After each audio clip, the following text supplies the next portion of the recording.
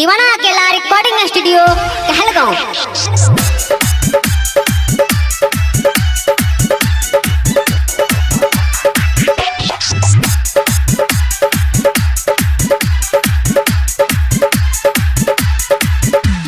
सैया के धोखा दिहल गोरखिया रवा समांग भरवैले गे। सैया के धोखा दिहल गोरखिया रवा समांग भरवैले गे। यारवा से ठकी ठकी सब धन लियले सोना के शिकारी बनवैले गे। यारवा से ठकी ठकी सब धन लियले सोना के शिकारी बनवैले गे। सैया के धोखा दिहल गोरखिया रवा समांग भरवैले गे। सैया के धोखा दिहल गोरखिया रवा समांग भरवैले गे।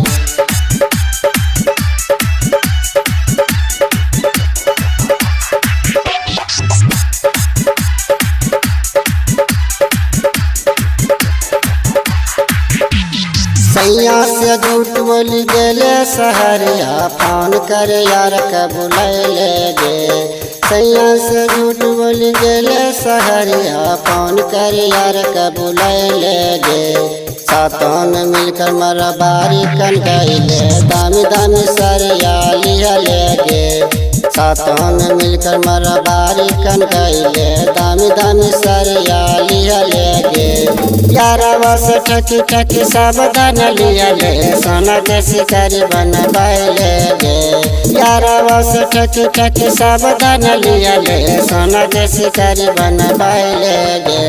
सैया के धोखा दिहल गोरखिया रवा समांग भरवैले गे।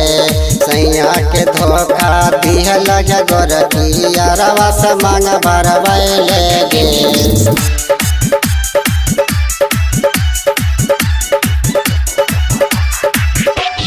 दीवाना अकेला रिकॉर्डिंग स्टूडियो कहलगांव। हरि के करार मंदिर गेले मंगलसूत्र यार से पहिर ले गे।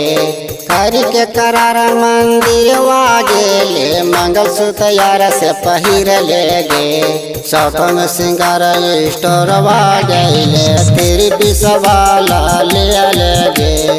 सौतन सिंगार स्टोर गईले तेरी पिसवाला ले गे। यारवा से ठकी ठकी सब धन लियले सोना के शिकारी बनवैले गे।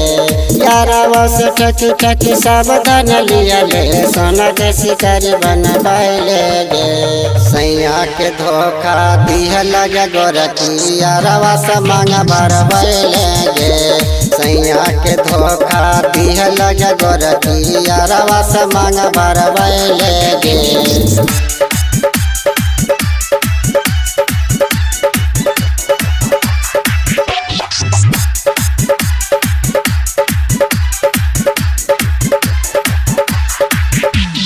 मीठी मीठी बोली मोर बिलरा में घूमले टाकी टाकी होटल में खैले गे। मीठी मीठी बोली मोर बिलरा में घूमले टाकी टाकी होटल में खैले गे। FIR कारी जेल भेजबैले यार का धोखा दिहले गे।